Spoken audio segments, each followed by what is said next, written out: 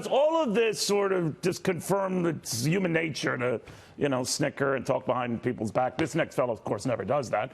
But he could be a good historical read on that sort of stuff. The Carlyle Group co-founder and author of the American Story, Conversations with Master Historians. Of course, I'm talking about David Rubenstein. David, good to see you. My pleasure to be here. Thank you for having me. What do you think of this back and forth? I know these events and these global powwows, this sort of stuff happens. Sometimes it's caught on mic. Other times it's just sort of whispered and snickered. What do you think?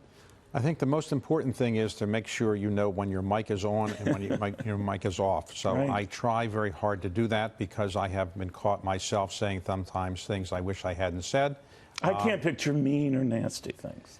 I would just say sometimes you say things in private that you don't really want public, so I guess this happens. And look, there would not be such a thing as a summit if there weren't something unusual happening. If summits went along as smoothly as they are supposed to go, it wouldn't be fun to cover, right? So every time I've ever seen a summit, there's always something that happens that people didn't anticipate. So this summit probably had some of those things as well. But in the end, I think they have made pretty good progress on NATO-related issues. The most important thing there is this. There was concern whether President Trump cares about NATO or not, and I think he made it pretty clear that he thinks NATO is important, as I think most people who've been involved with NATO do. So I think that's a good thing. Do you think, though, David, that this president gets treated differently? Maybe because he's a bull in a china shop, he's pretty blunt, says what's on his mind in front of cameras, putting other foreign leaders on the spot, that they don't flip over him, and they make it very, very clear. He clearly has a different approach and personality than the people who typically have that job. So it's different, and people are getting used to it. And I think that clearly the press and others are trying to adjust to it. He has a strong personality. I know him somewhat, and I would say he's just different than other people I've known who've been president of the United States. That's not either good or bad. It's just a different personality, and people have to adjust to that. I wonder if there's some calculation, though, going on here, David, in that he's really reaching an American audience. If he's putting them on the defensive about, for example, defense spending to keep up to their NATO commitment, that is something that a lot of American citizens, voters, hear and say, yeah, he's right about that. They should pay up. President Trump is, I think, singularly focused on his base and in his appeal in the United States. I think he's less concerned about what people think about him outside of the United States than what they think about him inside the United States. You can say that's good or bad, but I think that's his focus, maybe more so than other presidents. I don't criticize it. I just say he's very focused on what his supporters like and what Americans want. And I think Americans probably do want to have others honor their NATO 2% commitment. He has joked, maybe half-kiddingly, about how Republicans aren't treated as well by Europeans as traditionally Democrats are. John Kennedy was feted as a star. Barack Obama, the same thing. FDR was held in great regards. Maybe had a little bit of Ronald Reagan that got some of that, but it took some years.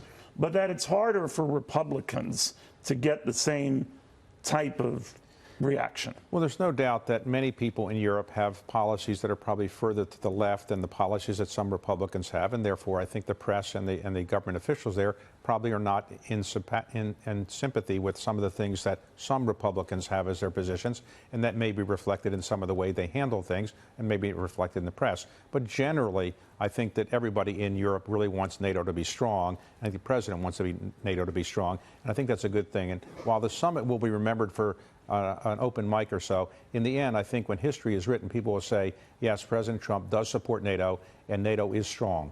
Do you think that because he talks about the $160 billion in increased funding for NATO under his 3 years, that's the message he wanted to pound? Thanks to me getting in your face about paying up, NATO's a lot stronger now. Financially, NATO may be stronger. The issue, of course, is whether, and that's the message I think he wants to get across, and it's a good message. The issue is, what does NATO really do, and what does NATO do if Russia does something that we think is inappropriate? So if Russia were to go further into Ukraine, what does NATO do? If Russia were to invade the Baltic states, what do we do? That's the real issue I think NATO has to face, and I think it's unclear exactly what NATO would do, but hopefully NATO would respond appropriately. You know, when you talk in American Story to all these great historians who've, obviously been at the forefront of covering some people, Carol in the case, covering Lyndon Johnson for better than 4 decades, you learn about how historians appreciate presidents who appreciate history. And I'm wondering how this president fits into that. Well, many presidents have been interested in history, and they've read history books, and they've had historians come in. I don't know if President Trump has done that as much, but other presidents have done so. I think learning what your predecessors did is very important. I think President Trump absorbs information not by reading books so much, but by talking to people. And I think he has talked to other people who are historians about what has happened in previous presidencies, and I think he's benefited from that. There's no doubt when you become President of the United States, you're starting on day one, and you don't have the history of the presidency the way you will after 1 or 2 or 3 years. I think the president now is much better, much more knowledgeable about what previous presidents have had to struggle with. Do you look at the backdrop of these impeachment hearings starting in the Judiciary Committee today? That's a pretty alarming backdrop to what's going on right now. It is of concern, of course, to everybody that you have an impeachment process, because whether you think it's appropriate or not, nobody really wants to go through impeachment because it disrupts the government. And maybe it's appropriate, maybe not, but we've only had this 4 times in our country's history. Andrew Johnson, then Richard Nixon, though he ultimately resigned before the process went forward, Bill Clinton, and now we're having one as well, perhaps. So I think it's not a great thing for the country to do. Members of Congress can decide whether it's appropriate or not, but nobody wants to have a system like this where you perpetually are having these kind of impeachment processes. So when this one is resolved one way or the other. The president cynically thinks Democrats do. Some Democrats do. I don't know that anybody really wants to go through an impeachment process. I think what people really want to do is have the government work as well as possible. Now, this may be more political than it should be. In fact, all impeachment processes are political. Andrew Johnson's was political. I think all of them have some politics to it. It's rarely the case in all of the impeachment processes where people of the opposite party or the same party as the president actually get involved and support an impeachment. It has happened, but generally, people of the opposition party are the ones who tend to support the impeachment process. Let me flip around, talk about your Carlyle expertise, your financial expertise. Of course, it's made you a multi-billionaire. But this notion that the markets, and the president constantly pounds them, are inexplicably linked to presidential performance. That when they were down, they didn't benefit Jimmy Carter. They didn't benefit Herbert Hoover. When they were up, they certainly benefited Bill Clinton through impeachment, Ronald Reagan. And I'm just wondering if his fixation on these markets is because he knows a little bit about history here, that it's a nice win to have at your back.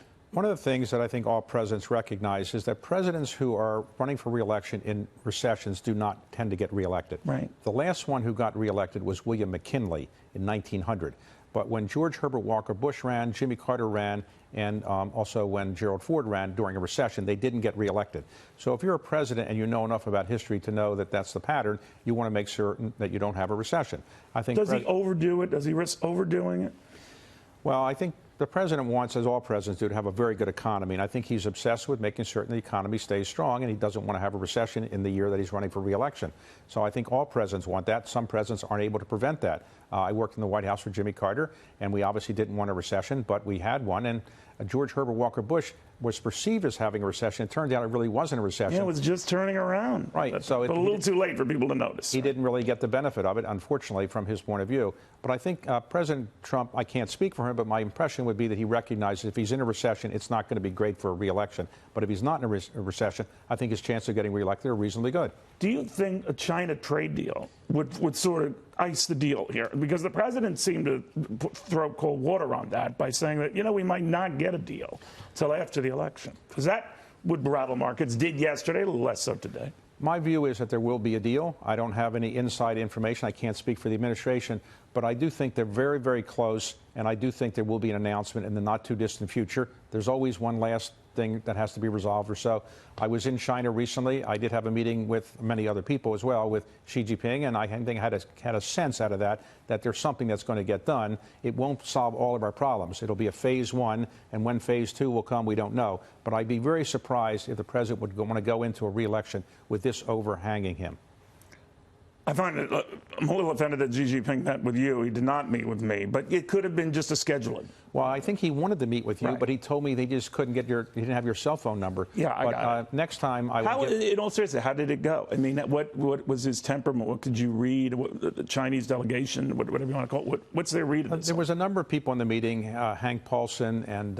Former Treasury Secretary. Right, and Henry Kissinger and a number of other people from the United States and elsewhere. There was probably 30 people in a meeting. And he took questions, and then he wrote down the questions, and he answered them in seriatim. And I think he's obviously a smart person. I've met him before. He knows what he's talking about. He's not going to go different from his talking points. He doesn't say things that are surprise. But I think generally he gave the view that he wants a balanced, fair trade agreement with the United States. He made it clear he doesn't want to be pushed around. But I think he made it clear that he thinks that a good trade agreement now would be a good thing for both countries. Were you getting a sense that he could wait this out just as much as the president says he could wait this out? I don't think he was trying to say I'm going to wait it out, but he didn't want to say, well, if I don't get the agreement, I'm in trouble. So no president wants to say, I have to have an agreement. And I think President Trump's statement, again, I can't speak for him, but I don't think he'd want to say, I better get this agreement soon because otherwise I'm in political trouble. He wouldn't say that.